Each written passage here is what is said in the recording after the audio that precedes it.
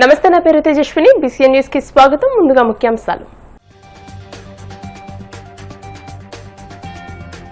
అధికారుల్లో ప్రతికూల ఆలోచనలు వీడాలన్న సీఎం చంద్రబాబు. రెవెన్యూ, దేవాదాయ శాఖల పనితీరు మెరుగుపడాలని సూచన.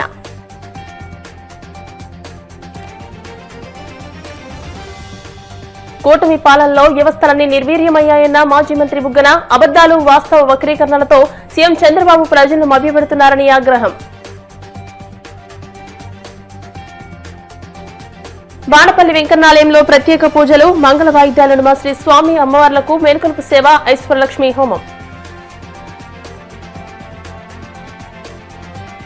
ఓయూ అభివృద్ధికి 1000 కోట్లు మంజూరు చేసిన తెలంగాణ ప్రభుత్వం. విద్యార్థులు రాష్ట్ర ప్రయోజనాల కోసం పోరాడాలని సీఎం రేవంత్ రెడ్డి పిలుపు. ప్రభుత్వ అధికారులు ప్రతికూల ఆలోచనలు వీడి సానుకూల దృక్పథంతో పనిచేయాలని సీఎం చంద్రబాబు స్పష్టం చేశారు. కేవలం పని ఫలితమే కాకుండా ప్రజలతో వ్యవహరించే శైలి కూడా ముఖ్యమని ఆయన హితవు పలికారు.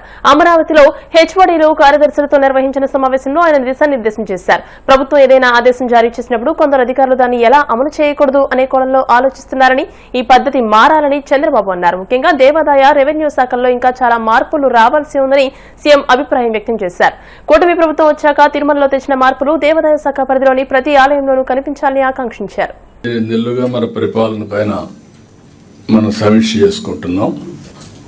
అదే సమయంలో ఈరోజు మనందరం కూడా ఈరోజు చేసే రివ్యూలో కూడా మీరు చూస్తే నేషనల్, ఇంటర్నేషనల్ లెవెల్లో మెజర్ చేస్తున్నటువంటి జిఎస్టిపి, అదే సమయంలో కేపీఐస్ ఫ్యూచర్లో ఏ విధంగా ఇప్పుడు క్వార్టర్లీ చేస్తున్నాం, అది కూడా దేశంలో గవర్నమెంట్ ఆఫ్ ఇండియా ఒకటే చేస్తుంది. ఫస్ట్ టైం ఆంధ్రప్రదేశ్లో మనం చేస్తున్నాం. ఇప్పుడు కూడా only state in the country quarterly GSTP చేసే రాష్ట్రం మనం ఒక్కడే చేస్తున్నాం. ఇప్పుడు రాబోయే రోజుల్లో ప్రాసెస్ అంతా మంత్లీ ఎస్టాబ్లిష్ చేయాలని, ఆ మంత్లో జరిగేది ఒక అసెస్మెంట్ వస్తుంది.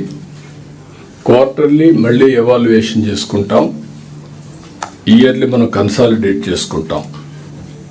దానికోసం ఇప్పుడు కీ పర్ఫార్మెన్స్ ఇండికేటర్స్ కూడా ఎస్టాబ్లిష్ చేసుకుందాం. రెండోది, ఈరోజు మెయిన్ సబ్జెక్ట్ మనం చూసినప్పుడు పాజిటివ్ పబ్లిక్ పర్సెప్షన్.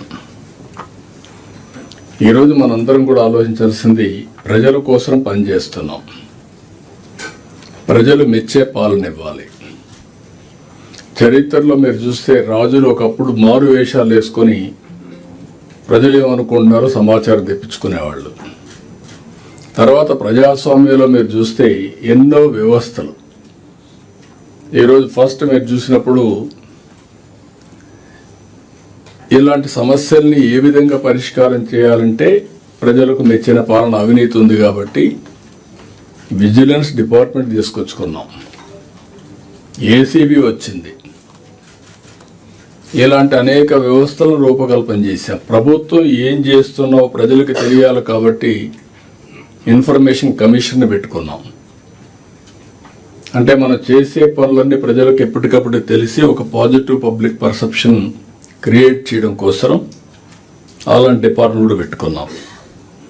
అయితే over a period of time అన్ని డిపార్ట్మెంట్ డైల్యూట్ కావడం కానీ, లేకుంటే నాన్ పర్ఫార్మెన్స్ కానీ రెండూ వచ్చాయి.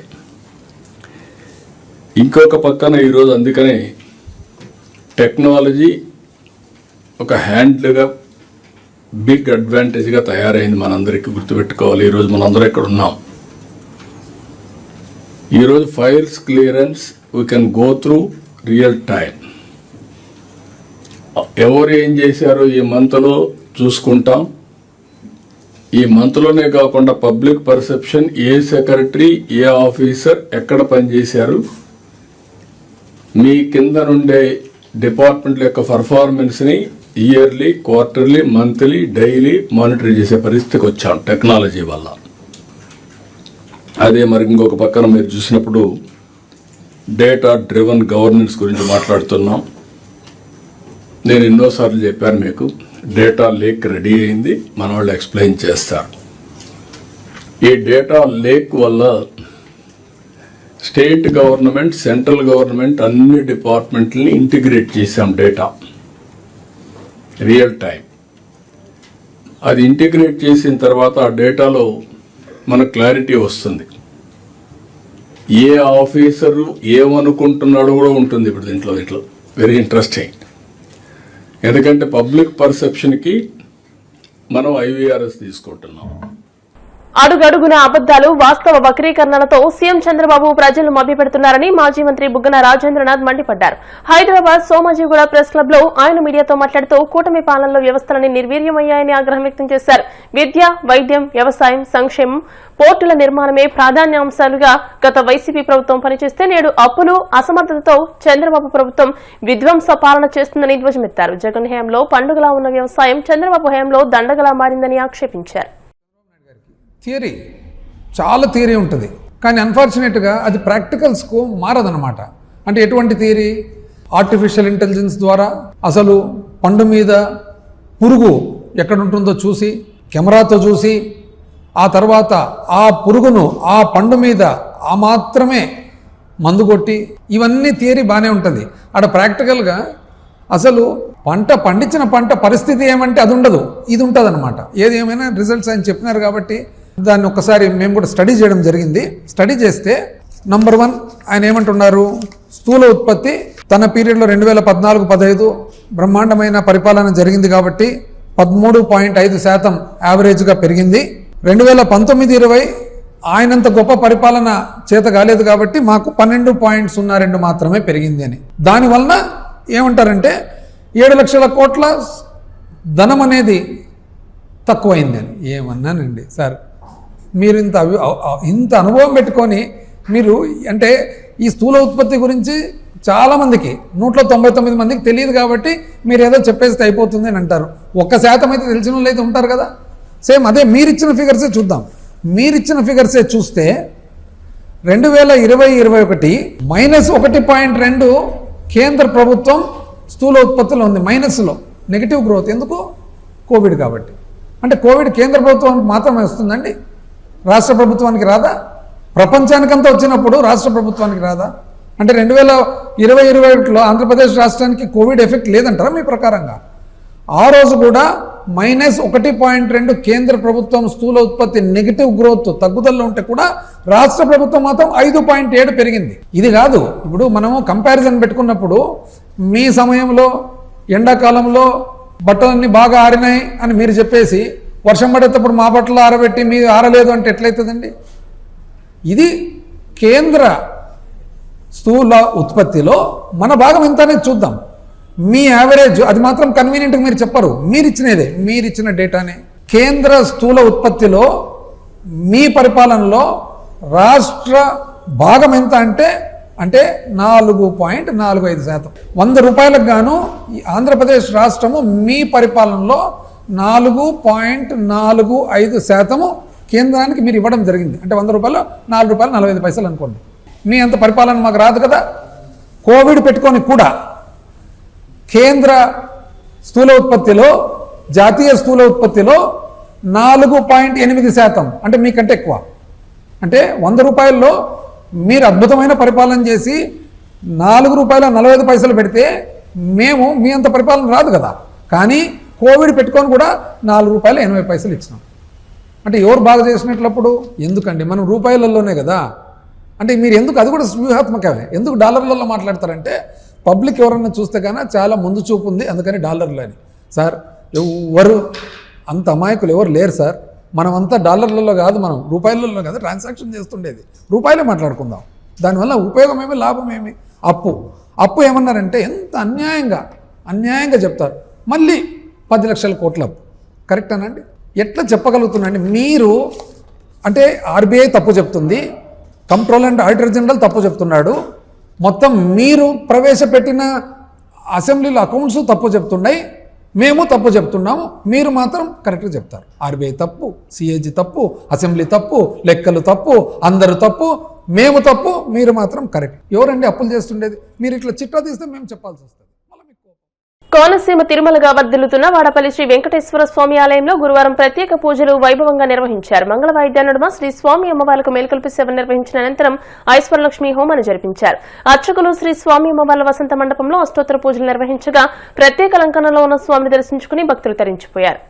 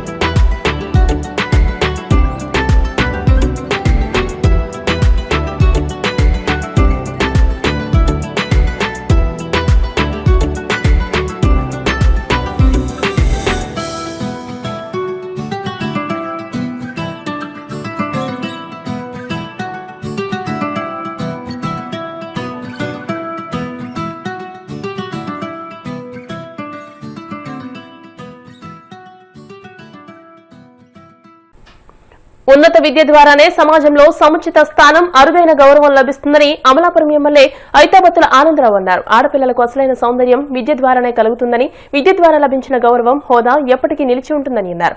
అంబేద్కర్ కోనసీమ జిల్లా ఉప్పలగుప్తం మండలం గొల్లవెల్లిలోని శ్రీ చిక్కం సత్యరాజు మెమోరియల్ జూనియర్ కళాశాల 25 వసంతాల రజతోత్సవ వేడుక ఘనంగా నిర్వహించారు. Chikkam Satyaraju junior college and Annadana Satram educational society chairman doctor Chikkam Umamaheswararao అధ్యక్షతన జరిగిన ఈ కార్యక్రమానికి ఎమ్మెల్యే ఆనందరావుతో పాటు టీడీపీ రాష్ట్ర కార్యదర్శి మెట్ల రమణబాబు, అముడా చైర్మన్ అల్లాడ సోంబాబు, జనసేన నాయకుడు చిక్కం భీముడు తదితర నాయకులు హాజరై మాట్లాడారు. ఈ కార్యక్రమంలో ఏఎంసీ చైర్మన్ అధికారి వెంకట జయలక్ష్మి, జనసేన నాయకులు Nagamanasa, Chikkala Satish, correspondent secretary Chikkam Rajendra Prasad, MPTC Talla Ravi, Chikkam Balasubrahmanyam, Janasena నాయకులు నాగుళ్లపల్లి రాజు, చిక్కం ఉమామహేశ్వరరావు, యాళ్ల సతీష్, చిక్కం వెంకటకృష్ణ, సలాని నాగరాజు, కోడి శివ, గనిశెట్టి ప్రసాద్ తదితరులు పాల్గొన్నారు. గొల్లవెల్లి లాంటి ఉప్పలగుప్తం మండల కేంద్రమైనటువంటి గొల్లవెల్లి ఈ ప్రాంతంలో పేద విద్యార్థుల కోసం లాభాపేక్ష లేకుండా కేవలం ఈ సత్రం మీద బేస్ చేసుకుని మరి చిక్కం ఫ్యామిలీ కానీ, అలాగే మోటూరు వారి ఫ్యామిలీ కానీ, అలాగే టెంపత్పల్లి రాజులు కానీ అందరూ కలిసి, మిగిలిన మెంబర్లు అందరూ కలిసి ఈ ప్రాంతంలో పేద విద్యార్థుల యొక్క చదువుల్ని ముందుకు తీసుకెళ్ళడానికి, ఆర్థిక విషయాలు భారం లేకుండా అతి తక్కువ ఫీజులతో గవర్నమెంట్ కాలేజీల్లో ఎలాంటి ఫీజులు ఉంటాయో అలాంటి ఫీజులను పెట్టి ఈ ప్రాంతంలో 25 సంవత్సరాల నుంచి వేలాది మంది విద్యార్థులకు చదువులు అందించిన గొప్ప కళాశాల ఈ కాలేజీలు. అలాంటి ఈ కాలేజీని మరింత అభివృద్ధి చేసి, నా వంతు కృషిని చేసి ఈ కాలేజీ అభివృద్ధిలో నేను పూర్తిగా సహకరిస్తున్న సందర్భంగా తెలియజేసుకుంటూ, మరొక్కసారి కాలేజీ యాజమాన్యానికి, గవర్నింగ్ బాడీకి, ఈ యొక్క కాలేజీలో చదువుతున్న విద్యార్థుల కుటుంబాలందరికీ కూడా 25 వసంతాలు పూర్తి చేసుకున్న సందర్భంగా శుభాకాంక్షలు తెలియజేసుకుంటూ సెలవు తీసుకుంటున్నాను. తర్వాత ఈ కాలేజీ వ్యవస్థ మొదలుపెట్టినప్పటి నుంచి ఇప్పటి వరకు కొన్ని విషయాలు నేను పబ్లిక్కి, ప్రెస్కి చెప్తాను ఉద్దేశంలో కూడా ఇది పిలిచాము. ఇది చిక్కం వెంకన్న గారు మా ముత్తాత వారు సత్రం విరివిగా దానం ఇచ్చే భూమి. ఆ బేస్ చేసుకునే ఆ ఫండ్స్తో మా చిక్కం సత్యరాజు మా ముత్తాత గారు, వారి యొక్క కొడుకులు, ముఖ్యంగా సత్యం గారు ఇవన్నీ ముందుండి నడిపించి ఆ చౌటరీలో వచ్చిన ఫండ్స్తో ఈ కాలేజీ స్థాపన చేద్దామని అనుకున్నారు. అప్పట్లో ఈ కార్యక్రమాన్ని దిగ్విజయంగా ముందుకు చేసుకెళ్ళాలంటే టెక్నికల్ అండ్ అడ్మినిస్ట్రేటివ్ సపోర్ట్ ఉండాలి. కాబట్టి ఆ రోజు చిక్కం సత్యం గారు అయిన మా చింతాత గారికి ఎంతో అధికంగా ఈ ఇన్స్ట్రుమెంటల్ హెల్ప్, టెక్నికల్ హెల్ప్ అన్ని ఇచ్చింది సతీష్ చంద్ర గారు అంటే కలెక్టర్ గారు, నిమ్మకాయల చినరాజప్ప గారు, వీరంతా ముందు ఉండి ఈ కాలేజీని ఇక్కడ రప్పించడానికి ఇతోధికంగా కృషి చేశారు. ఇంచేత వాళ్ళని డెఫినెట్గా ఈ సందర్భంలో వాళ్ళని మనం తలుచుకోవాలి. ఆ కాలేజీ పెట్టేటప్పుడు ఏదైతే చిక్కం సత్యరాజు గారు వాటిగా కలిసి వచ్చిన ట్రావెల్ చేసిన ఎవరి మోటూరు సుబ్రహ్మణ్యం గారు కానీ, కొత్తపల్లి మున్సిపల్ గారు, వెంకటరాజు గారు కానీ, వీళ్ళంతా ముందుకు వచ్చి మన కాలేజీ మెయిన్ బిల్డింగ్ మొదట స్థాపన జరిగింది. ఇప్పుడు కాసేపు ప్రకటనలు.